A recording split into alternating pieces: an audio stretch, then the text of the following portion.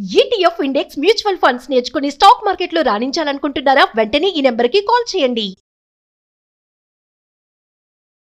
నమస్కారం అలగరి రవీంద్రనాథ్ గారు. నమస్తే అండి సిరి గారు. గోల్డ్కి సంబంధించి కొత్తగా ఇన్కమ్ ట్యాక్స్ కొన్ని రూల్స్ అయితే తీసుకురావడం జరిగింది. ఎస్పెషల్లీ బంగారం ఇంట్లో ఎంతవరకు ఉంచుకోవచ్చు అనే దాని మీద, దానికి సంబంధించిన డీటెయిల్స్ ఏంటి సార్? గోల్డ్ పర్చేజ్ అన్నది అదొక మనకు క్రేజ్గా ఫీల్ అవుతాం. అంటే ఎంతైనా గోల్డ్ మనం పెట్టుకుంటాం.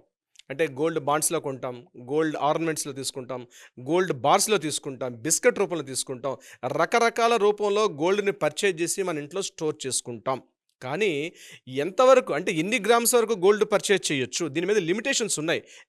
ఖచ్చితంగా 1961 income tax of rules gold సంబంధించి దీని మీద ఒక క్రైటీరియా ఉంది. ఎన్ని లోన్ దానికి సంబంధించిన కొన్ని సెక్షన్స్ ఉన్నాయి క్లియర్గా కూడా. మనం ఎంతైనా గోల్డ్ పర్చేజ్ చేయాలంటే కుదరదు, ఒక లిమిటేషన్ వరకు మాత్రమే గోల్డ్ పర్చేజ్ చేయాలి. స్పెసిఫిక్గా ఇంత బంగారమే మనం కొనుగోలు చేయాలి అన్నట్టు ఉంటుందా సార్? అవునండి సిరి గారు. సో గోల్డ్ ఎంత పర్చేజ్ చేయాలి అనేది నేను మీకు ఆ రూల్స్ చెప్తాను. ప్రధానంగా గుర్తుపెట్టుకోండి, హౌస్ వైఫ్ అయినా, జాబ్ హోల్డర్ అయినా, ముఖ్యంగా ఎవరైనా సరే, ఒక మహిళలకు సంబంధించి చెప్తున్నాను. మహిళలు, వివాహితైనటువంటి మహిళలు అంటే మ్యారేజ్ చేసుకున్నటువంటి మహిళలు అయితే ఇంట్లో అప్ టు 500 గ్రామ్స్ వరకు మాత్రమే గోల్డ్ పెట్టుకోవాలి. అంతకు మించి గోల్డ్ పెట్టుకోకూడదు అంటే వివరాలు నేను తర్వాత చెప్తాను దీని కంటిన్యూషన్లో. మ్యారేజ్ కానటువంటి అమ్మాయి అయితే జస్ట్ ఓన్లీ 250 గ్రామ్స్ వరకు మాత్రమే స్టోర్ చేసుకునే అధికారం ఉంటుంది. ఇక మ్యారేజ్ అయినా మ్యారేజ్ కాకపోయినా మేల్ అయితే మాత్రం ఓన్లీ 100 గ్రామ్స్ వరకు మాత్రమే లిమిటేషన్స్ ఉన్నాయి. అంతకు మించి పర్చేజ్ చేసి ఇంట్లో పెట్టుకోకూడదు.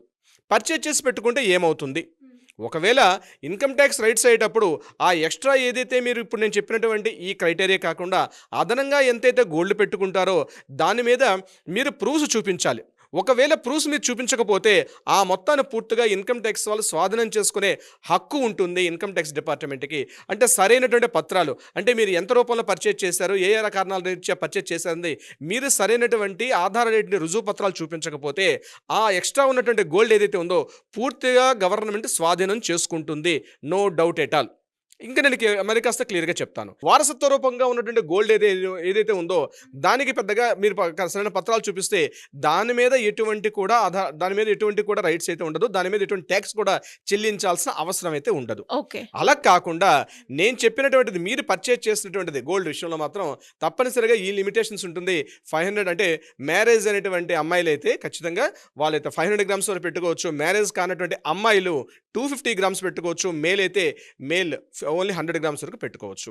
ఇక ఇన్కమ్ ట్యాక్స్ రూల్స్ ప్రకారం, ఇన్కమ్ ట్యాక్స్ 1961 యాక్ట్ ప్రకారం ఏం చెప్తుందంటే అదనంగా మీరు ఏదంటే మనం పర్చేజ్ చేసినప్పుడు 3% జిఎస్టీ ఆల్రెడీ మనం తీసుకుంటాం. ఆల్రెడీ 3% జిఎస్టీ ఉంటుంది. ఇక ఆ ఎక్స్ట్రా ఉన్నటువంటి గోల్డ్ ఏదైతే ఉంటుందో దాని 2 రకాలుగా ఉంటుంది. ఎస్టీసీజీ అంటారు, అంటే short term capital gains tax అంటారు, long term capital gains tax అంటారు. Short term capital gains tax అంటే అప్ టు 3 yearsలోగా మీరు ఆ గోల్డ్ పర్చేజ్ అంటే ఆ గోల్డ్ మీరు అమ్మినట్లయితే దాని మీద మీరు కొంత ట్యాక్స్ని చెల్లించాల్సి వస్తుంది. లాంగ్ టర్మ్ అంటే ఆఫ్టర్ 3 years, అంటే ఈరోజు గోల్డ్ పర్చేజ్ చేశారు, మరలా ఆ గోల్డ్ని ఆఫ్టర్ 3 years అమ్మారు అనుకోండి, ఆ పెరిగినట్టు గోల్డ్ అంటే 3 years బ్యాక్ ఏదైతే గోల్డ్ కాస్ట్ ఉందో ఆఫ్టర్ 3 years తర్వాత అమ్మినప్పుడు ఆ గోల్డ్ కాస్ట్ ఎంతైతే ఉందో దాని మీద మీరు అప్ టు 20% వరకు ట్యాక్స్ మీద అయితే పే చేయాల్సి వస్తుంది. దీంట్లో long term capital gains tax అంటారు, ప్లస్ మీకు ఇండెక్సేషన్ వస్తుంది. ఈ రెండు కలిపి మీరు అక్కడ పే చేయాల్సి వస్తుంది. 20% ఆఫ్ ట్యాక్స్ మీద పే చేయాల్సి వస్తుంది. ఇది గోల్డ్కి సంబంధించి, ఇన్కమ్ ట్యాక్స్ సంబంధించి. ఇక్కడ గవర్నమెంట్ ఇచ్చినటువంటి గోల్డ్ బాండ్స్ పర్చేజ్ చేస్తారు, ఎస్జీబీటీ అంటారు, అంటే సావరెన్ గోల్డ్ బాండ్స్ అంటారు. ఆ సావరెన్ గోల్డ్ బాండ్స్లో కూడా ఇదే రూల్ వర్తిస్తుంది. అంటే మీరు 3 years లోపల మీ దగ్గర ఉండే గోల్డ్ బాండ్ కానీ మీరు అమ్మేసుకున్నట్లయితే దాన్ని short term capital gains tax అంటారు. Short term capital gains tax ప్రకారం మీరు పే చేయాల్సి వస్తుంది. అట్లా కాకుండా మీరు ఆఫ్టర్ 3 years తర్వాత దాన్ని కానీ మీరు సేల్ చేసే ఉద్దేశం వచ్చేటప్పుడు దాని మీద 20% వరకు మీరు ట్యాక్స్ అనేది పే చేయాల్సి వస్తుంది. ఇది రూల్ ప్రకారంగా ఉన్నటువంటి గోల్డ్. అయితే ఇక్కడ మీరు ఏదైతే పర్చేజ్ చేస్తారో ఆ గోల్డ్ ఏదైతే ఉందో ప్రతి షాప్లో మీరు ఎప్పుడు పర్చేజ్ చేసినా ప్రతి బిల్లును కూడా కంపల్సరీ మీరు క్యారీ చేయాలి. గోల్డ్ ఎంత భద్రంగా అయితే మనం పెట్టుకుంటామో అంతే భద్రంగా మనం పర్చేజ్ చేసినటువంటి ఆ బిల్లును కూడా మనం క్యారీ ఫార్వర్డ్ చేయాలి. గోల్డ్ షాప్కి వెళ్ళి పర్చేజ్ చేస్తాం, పర్చేజ్ చేసేటప్పుడు మిగిలిన వస్తువులు ఏదో మొబైల్ కొనుక్కున్నట్టుగానో మరొకటి కొనుక్కున్నట్టుగా కాకుండా ఆ బిల్ అన్నది మీతో పాటు క్యారీ చేయాల్సిందే.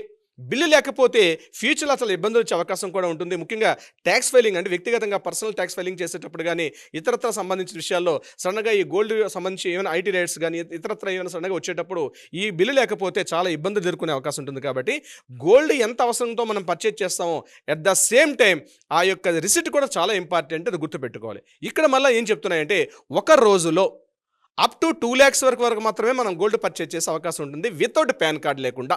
ఒక రోజులో 2 లక్షల రూపాయల వరకు వితౌట్ పాన్ కార్డ్ లేకుండా మనం గోల్డ్ పర్చేజ్ చేయొచ్చు.